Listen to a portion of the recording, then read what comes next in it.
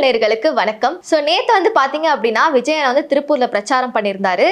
அந்த பிரச்சாரத்துல வந்து அதிகமான கூட்டம் வந்துருச்சு அப்படின்ற மாதிரி நிறைய ஆவாஸ்லாம் காட்டியிருந்தாங்க. ஆனா உள்ள என்னென்ன மாதிரி விஷயங்கள்லாம் நடந்திருக்கு அப்படின்றத நம்ம அந்த அளவுக்கு டீட்டெயிலாக பார்க்கல. அந்த நிறைய பேர் டீட்டெயிலாகவும் சொல்லலை ஆக்சுவலா. கரெக்டா? ஆமா, நம்ம ஃபோக்கஸ்லாம் எப்படி இருந்துச்சுன்னா விஜயோட வாகனம் அவர் என்ன பண்ணியிருக்காரோ அதை மட்டும் தான் பார்த்து தவிர வண்டி கீழே என்ன நடந்துச்சு அப்படின்னு சொல்லி டீட்டெயிலாக பார்க்கல. அதுக்கப்புறம் இதுல ஒரு ஃபன் என்னன்னா, எப்போதுமே மனுஷன் வந்து ஒரு பிரச்சாரத்துக்கு தான் போவாரு, அடுத்த ஒரு 2 நாள் லீவ் விட்டுருவாரு, இல்ல ஒரு நாள் லீவ் விட்டுருவாரு, கம்பல்சரி ஒரு வாரம் ஒரு மாசம் அப்படி கூட சொல்லலாம். அப்படி விட்டுருவாரு. இன்னைக்கு பார்த்தா அடுத்தடுத்து நேத்து திருப்பூர்ல, இன்னைக்கு சென்னையிலேயே வந்து 2 மணி நேரத்துலாம் பிரச்சாரம் பண்ண போறேன்னு சொல்லியிருக்காரு. ஸோ அதை பத்தி நிறைய விஷயங்கள்லாம் இருக்கு, அது பொறுமையா பாத்துக்கலாம். திருப்பூர்ல நடந்த கூத்தெல்லாம் பார்த்தோன்னா சென்னை இப்ப பிரச்சாரம் பார்த்து நம்ம இன்னும் பயப்படுவோம். அப்படியே ஒரு 1:30க்கு என்னமோ கோவை ஏர்போர்ட்ல கிளம்புறாரு போல. அவினாசி டோல்கேட் கிட்ட வருது. அந்த நியூஸ் பாத்தீங்களா? ஒரு அம்மா என்னாச்சு 5 சவர நகையை காணும் கூடத்துல இந்த அணில் கொண்டு அவரும் அடிச்சுட்டு போயிருக்காங்க பாத்தீங்களா? இது இந்த கதை எனக்கு தெரியாது. ஆனா இது எப்படி சொல்றது, ஆக்சுவலா கூட்ட நெரிசல்னு வரப்போறோம் அது தெரிஞ்சிருச்சு. அந்த மனுஷன் வந்தாலே வந்து கூட்டம் வந்துருதுன்னு ஓரளவுக்கு தெரியுது. அதுவும் தமிழ் நியூ இயர் வேற. ஸோ எல்லாரும் லீவு, ஃபுல்லா லீவ் தான் எல்லாருக்குமே. ஸோ கன்ஃபார்மா கூட்டம் வந்துடும். இது ஒரு பாயிண்ட் இருக்கு. எந்த கூட்டத்து நடுவுல போறோம்னு அவங்க யோசிச்சிருக்காங்க. நீங்க என்ன புரட்சியாளர்கள் கூட்டத்துக்கா நீங்க போறீங்க? நீங்க போறது என்ன அந்த கூட்டம்? டிவிகே கூட்டம். அதனால நம்ம பார்த்துல போனோம். அதெல்லாம் வந்து கொஞ்சம் உஷாரா இருந்திருக்கணும். பட் வேற எதுவும் நம்ம பண்ண முடியாது. அதுக்கப்புறம் அந்த அம்மா அழுகுறாங்க, வந்து இன்டர்வியூ கொடுக்குறாங்க அந்த பிரஸ் மீட்ல. என் நகையை காணும், 5 சவர நகையை காணும்னு.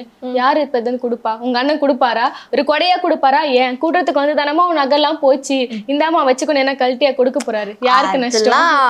கஷ்டங்க அதெல்லாம். எப்படிங்க 1 சவர நகை எவ்வளவு ரூபாய் இருக்கு, எப்படிங்க அதெல்லாம் பண்ண முடியும்? அவர் கூட்டத்துக்கு வந்தா நீதாமா உஷாரா இருக்கணும் அப்படின்னு சொல்லிடுவாங்க. அதுக்கப்புறம் இவங்க டோல்கேட்டுக்கு வராங்க. அவினாசி டோல்கேட்டை தாண்டி ரவுண்டானாக்கு வரும்போது இன்னொரு சம்பவம் அங்க நடக்குது. ஒரு அம்மா போனை தொலைச்சிட்டாங்க. கேள்விப்பட்டேன். ஆமா, தொலைச்சிட்டாங்கன்னா அது சாதாரண விஷயம் தான். எப்படி திருடு போயிடுச்சு போனு. ஓகே, அதான் எப்படி? இந்த அம்மா என்ன பண்ணிட்டு இருக்காங்க, விஜய் வரும்போது நான் இந்த மாதிரி விஜய்க்கு வந்து ஒரு கிஃப்ட் கொடுக்க போறேன், பக்கத்துல இருந்து ஒரு அணில கூப்பிட்டு நான் கிஃப்ட் கொடுக்குறேன், எனக்கு ஒரு வீடியோ எடுத்து கொடுன்னு சொல்லிட்டு திரும்பி கிஃப்டோட நின்று இருக்காங்க. திரும்பி பார்த்தா காணும், ஆல் போன் எடுத்து ஓடி. இதெல்லாம் ஒரு அல்டிமேட். இதுல ஒரு ஃபன் இருந்துச்சு. ஆக்சுவலி வந்து அந்த மனுஷன் ரோட் ஷோக்கு வரதுக்கு முன்னாடி ஆரம்பத்துல வந்து பாத்தீங்கன்னா ஒருத்தர் வந்து பூ போடுறேன்ற பேர்ல பூ போடுறான், எவனோ குண்டு போடுறான்னு சொல்லிட்டு உள்ள எடுத்து ஓட்டாரு, சைக்கிள் எடுத்துட்டு வந்துட்டு. அது ஒரு பக்கம் இருந்தாலுமே மனசை கிளம்பிட்டு வந்துட்டு இருக்காரு. குறுக்க இந்த கௌஷிக் வந்தா அப்படின்னு சொல்லிட்டு சைக்கிள் எடுத்துட்டு வந்து அவன் வேன் விடுவாங்க, அவர் வேன் விடுவாங்க. அப்புறம் இவனெல்லாம் வந்து விழுவானுங்க. அப்புறம் விஜய் மேல பழி போட்டாங்க. கொஞ்சமாச்சு நியாயம் இருக்கணும். இவங்களா வந்து விழுவாங்களா, அதுக்கப்புறம் அடிபட்டுருச்சுன்னா அது அப்படியே ஆட்டோமேட்டிக்கா பேர் அப்படிக்கா போயிருமா. இப்படி எல்லாம் நடந்துட்டு இருக்கு. அடுத்து என்ன? இப்படி அவர் அந்த டவுன் டவுனாவும் கடந்து வந்துட்டாரு. பெருமநல்லூர்ல அவர் வராரு சொல்லி யாருக்கு பாதுகாப்பு தரணும் நீங்க நினைக்கிறீங்க? இப்ப விஜய் ஒரு கூட்டம் நடக்க போகுதுன்னா பாதுகாப்பு யாருக்கு? பாதுகாப்பு எப்படி பாதுகாப்பு இருக்கணும்? மக்களுக்கு பாதுகாப்பு இருக்கணும், விஜய்க்கு பாதுகாப்பு அவங்களுக்கு முதன்மையா இருக்கணும். அப்புறம் சைட்ல சாலைகளா பாதுகாப்பு. யாருக்கு பாதுகாப்பு வந்து முன்னேற்பாடுகள் நடந்துச்சுன்னு பார்த்தோன்னா கரண்ட் கம்பிங்களுக்கு, போஸ்டருக்கு, அந்த மாதிரி மரத்துங்களுக்குலாம் வந்து தகர சீட்டு போட்டு பாதுகாத்துருக்காங்க. அதுக்கு எதுக்கு பாதுகாப்பு? எனக்கு புரியலைங்க. எதுக்கு பாதுகாப்பு இல்ல, யார்கிட்ட இருந்து பாதுகாப்பு? விஜய் ரசிகர்கள்ட்ட இருந்து பாதுகாப்பு. அதெல்லாம் உடைச்சிருவாங்க, ஏறுவானுங்க. அதுக்கப்புறம் ஒரு கேஸா போயிடும்னு சொல்லி அவ்வளவு போலீஸ்ல என்ன பண்ணிருக்காங்கன்னா பெருமநூல்ல இருக்கிற எல்லா மரங்கள் டிரான்ஸ்ஃபார்மர்லாம் தகர சீட்டு போட்டு அப்படி ஒரு பாதுகாப்பு நடவடிக்கை எடுத்திருக்காங்க. இந்த மாதிரி ஒரு பாதுகாப்பு நம்ம எங்கேயும் பார்த்திருக்க மாட்டோம் இல்ல. இங்க மட்டும் தான் இந்த மாதிரி ஒரு டைப்பான பாதுகாப்புலாம் நடந்துட்டு இருக்கு. அந்த கூட்டத்திலேயே பாத்தீங்களா, குழந்தைய தூக்கிட்டு வராதிங்கன்னு சொல்லி எவ்வளவோ நம்ம சொல்றோம். அந்த கூட்டத்துல நிறைய பேரண்ட்ஸ் என் குழந்தைய காணும், குழந்தைங்க தனித்தனியா சதறிட்டு இருக்காங்க. அதுக்கப்புறம் அது அவங்க தப்பு. குழந்தைய வந்து கூட்டு வரக்கூடாதுன்றது நிறைய இடத்துல நம்ம சொல்லியாச்சு. குழந்தைனால எந்த ஓட்டம் போட போறது இல்லை, எதுவும் பண்ண போறது இல்லை. வீட்டுல பாத்துக்க ஆள் இல்லை அப்படின்றதுக்காக குழந்தைய கூட்டு வந்து வீதியில விட்டுட்டு வீதியில தொலைச்சிட்டு அதுக்கப்புறம் இவங்க கூட்டத்துக்கு வந்துதான் வந்து காணா போயிருச்சு குழந்தை அப்படின்னு சொல்லி ஒரு ஃபார்மேஷன் பண்றது ரொம்ப தப்பான விஷயம். மோகன் ஒண்ணு இருக்குல்ல, நான் போனா எனக்கும் ஆபத்து, என் குழந்தைக்கும் ஆபத்துன்னு தெரிஞ்சு இவங்க போறாங்கன்னா அப்ப எப்படி ஒரு சினிமா முகத்துல இருக்கிறாங்கன்னு நம்ம தெரிஞ்சுக்கணும்ல ஒரு விஷயம். இது மட்டும் இல்லாம இவங்க என்ன பண்ணிடுவாங்கன்னா அந்த கரூர் மீட்டிங் அப்புறமாவே இது வந்து எடப்பாடி காலத்துல இருந்தே ஆரம்பிச்சது. ஒரு மீட்டிங் போட்டா ஒரு ஆம்புலன்ஸ் வந்துச்சுன்னா என்ன பண்ணுவாங்கன்னா, இல்ல இது வந்து டிஎம்கே சதி, வேணும்னே என்ன பேச விடாம தடுக்கிறாங்க, அந்த ஆம்புலன்ஸை புடிங்கடா அடிங்கடான்னு சொல்லி ஆம்புலன்ஸ் இந்த மாதிரி எடப்பாடியும் ஆம்புலன்ஸ் சொல்லி ஒரு கதையை நம்ம பேசலாம். இதே மாதிரி என்ன இருக்குன்னா, இந்த ஜேடி மேம்பாலத்தை வந்து மூடிட்டு இருக்காங்க. விஜய் வராங்கன்னு சொல்லி ஒரு 1.5 மணி நேரம் மேல அந்த மேம்பாலம் க்ளோஸ்லயே இருந்திருக்கு. அப்ப என்ன இருக்குன்னா, ஒரு 5 ஆம்புலன்ஸ் கிட்ட ஹாஸ்பிட்டல் போக முடியாம அவ்வளவு கஷ்டப்பட்டு தவிச்சிருக்காங்க விஜய் வருகையொட்டி.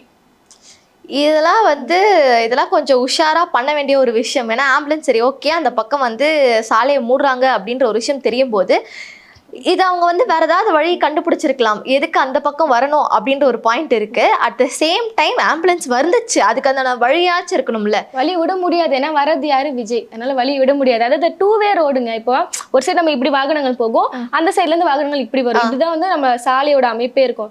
விஜய் வந்தா என்ன பண்றானுங்கன்னா இந்த ரோட்லயும் இவங்க தான் போவானுங்களா, அந்த 1-வேலயும் இவங்க தான் போவானுங்களா, விஜய் வந்து ஃபாலோ. இது வந்து ரொம்ப தப்பான ஒரு விஷயம். ஆமா, ஆம்புலன்ஸ் வருது அப்படின்னா கண்டிப்பா வழி விட்டுதான் ஆகணும். இது ரொம்ப தவறான செயல். இது வந்து அவங்க கூட்டத்துல வந்து ஒரு 5 ஆம்புலன்ஸ் கிடையாது, வெளியில இருந்து வந்த ஆம்புலன்ஸ் தவிச்சிருக்காங்க. இவங்க கூட்டத்திலே பாத்தீங்கன்னா 20 பேர் வந்து மயங்கி விழுந்திருக்காங்க. முக்கியமான நபர் ஒருத்தர் மயக்கம் போட்டு விழுந்திருக்காரு. அது பாத்தீங்களா நீங்க? பார்த்த வேட்பாளரே வந்து மயங்கி விழுந்த சம்பவம் வந்து இங்கதான் நடக்கும். வரலாற்றிலே முதல் முறையாக வேட்பாளரே இல்லாம இவர் யாருக்கு வந்து வாக்கு சேகரிக்கிறாரு அப்படின்னு ஒரு விஷயம். ஆமால, ஓ அப்ப இல்லையா அவர் வந்து பேசும்போது அவர் வந்து வாக்கு சேகரிச்சுட்டே இருக்கிறாரு, அது ரோட் ஷோ வந்துட்டே இருக்காரு. சூலூர் வேட்பாளர் சுகுமார் அவர் பேரு.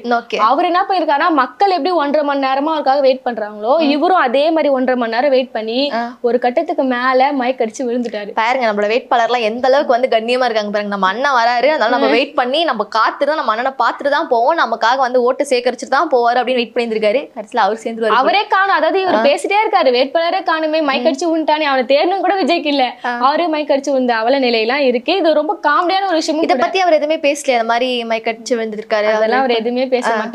இது மட்டும் இல்லாம அந்த பவுன்சர்ஸ் கேஸ் ஒண்ணு பார்த்தோம்ல.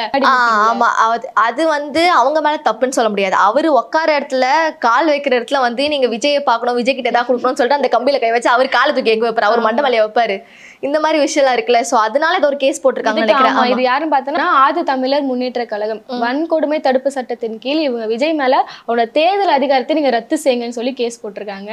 இது மட்டும் இது ஒரு சைடு போக ஆல்ரெடி வந்து ஏதோ ஒரு மீட்டிங்ல பவுன்சர்ஸ் தூக்கி போட்டாங்க ஒரு பையனை, அந்த கேஸ் இருக்கு. இப்ப இன்னொரு கேஸ் போடப்பட்டிருக்கு.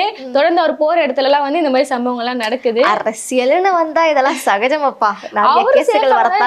அவரு சேஃபா இருக்கிறாரு. ஒண்ணும் இல்ல, ஒரு பூவை தூக்கி போட்டா கூட ஏதோ குண்டு தூக்கி போறான்னு பின்னாடி வாழை அடிச்சுன்னு ஓடுறீங்க, நீங்க சேஃபா தானே இருக்கிறீங்க. இப்படியோ ரத்து செஞ்சுட்டே வந்திருந்தாரு. சென்னையில பர்மிஷன் கிடைச்சிருக்கு போல. ஆமா, சென்னையில பெர்மிஷன் கிடைச்சிருக்கு. 3 இடத்துல வந்து பிரச்சாரம் அப்படின்னு சொல்லிருக்காங்க. டி நகர், எழும்பூர், அதுக்கப்புறம் 1000 லைட்ஸ்ல அப்படின்னு சொல்லிருக்காங்க. டி நகர் வந்து புசி ஆனந்தோட அவரோட தொகுதி. வந்து எவ்வளவு நேரம் பர்மிஷன் கேட்டிருக்காங்க நம்ம பாக்கணும்ல. இவர் வந்து ஏதோ ஒரு வந்து பிரச்சாரம் பண்ணுவாரு, 5 நிமிஷம் பேசுவாரு. இவருக்கு வந்து 6 மணி நேரம் பர்மிஷன் கேட்டிருக்காங்க. அது எப்போ உங்க விஜய் வருவாருன்னு சொல்லி குறிப்பிட்டு கேட்டா அதெல்லாம் சொல்ல முடியாது. நீங்க எங்களுக்கு 6 மணி நேரம் கொடுங்க, எப்ப வேணா எங்க தளபதி வருவாரு. இது ஒரு நியாயமான ஒரு விஷயம். இந்த மாதிரிதான் உண்மையிலே கேட்டிருக்காங்க. அதுக்கப்புறம் காவல்துறை என்ன பண்ணிருக்காங்கன்னா, கண்டிப்பா கிடையாது, உங்களுக்கு 2 to 3 நாங்க டைம் தரோம், அதுக்குள்ளே வந்து நீங்க பேசிட்டு ஓடி போயிடுங்கன்னு சொல்லி 2 to 3க்குள்ள எப்படி டி நகர், எழும்பூர், அதுக்கப்புறம் 1000 லைட்ஸ் எல்லாத்தையும் கவர் பண்ண முடியும்? நீங்க பிரச்சாரம் பண்ணா அதுதான் டைம் கொடுத்து அவர் வந்து ரூல்ஸை ஃபாலோ பண்ணா அதாவது அவங்களுக்கு தெரியும் எங்க இப்ப எந்த ஒரு அரசியல் கட்சி தலைவர்களும் ஒரு எக்ஸ்பீரியன்ஸ் இருக்க ஆட்களே, எடப்பாடி உட்பட ஸ்டாலின் உட்பட ஒரு நாளைக்கு ஒரு தொகுதி தான் அவங்க பிரச்சாரம் மேற்கொள்வாங்க. ஏன்னா அவங்களுக்கு தெரியும் எது ஒரு பாசிபிள் சொல்லி.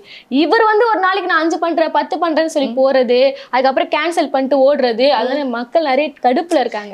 அவ்வளவுலாம் பேசக்கூடாதுங்க.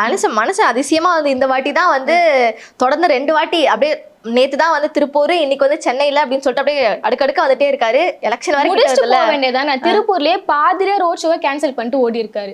என்னன்னு பார்த்தனா டைம் ஏதாவது சைக்கிள் ஓட்டிட்டு வர்றது, குரலி வித்த காட்டின்னு வர்றது, டைம் ஆகிட்டு என்ன பண்ணிருக்காருன்னா இந்த பெருமநல்லூர் அது முடிச்சுட்டு அங்கிருந்து ரோட் ஷோமா ஒரு ஐடியா போல வந்துட்டே இருக்கும் போது இந்த பெருமநல்லூர்ல இருந்து சிறுபுலவம்பட்டி வரையுமே மக்கள் வந்து ரோட்லயே வெயிட் பண்ணிருக்காங்க.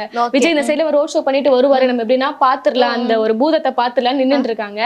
கேன்சல் பண்ணிட்டு போனதும் அப்ப நான் 1.5 மணி நேரம் வெயில நான் நிக்கிறேன்டா, அவங்க அவ்வளவு நேரம் வெயில காத்துட்டு இருக்காங்க. இந்த திருப்பூர் மீட்டிங்ல கூட தண்ணி சத்து குறைவாகி வெயில நின்னு வேட்பாளர் விழுறாரு, மக்களும் விழுறாங்க.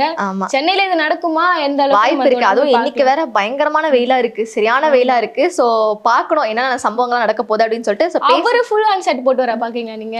வெயிலுங்க டேன் ஆக கூடாது சொல்லி அவரு ஃபுல் ஹேண்ட் வெயிலுக்கு நடிக்க போறாரு வேற சொல்லியிருக்காங்க மறுபடியும் வந்து.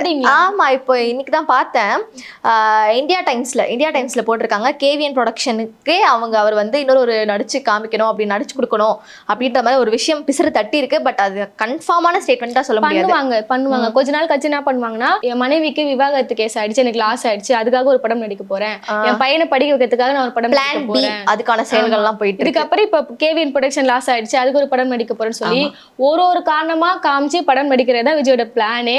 தொடர்ந்து பார்க்கலாம். இன்னைக்கு வந்து எழும்பூர்ல என்னெல்லாம் பேசுறான்னு சொல்லி அடுத்த அப்டேட்ல பார்க்கலாம்.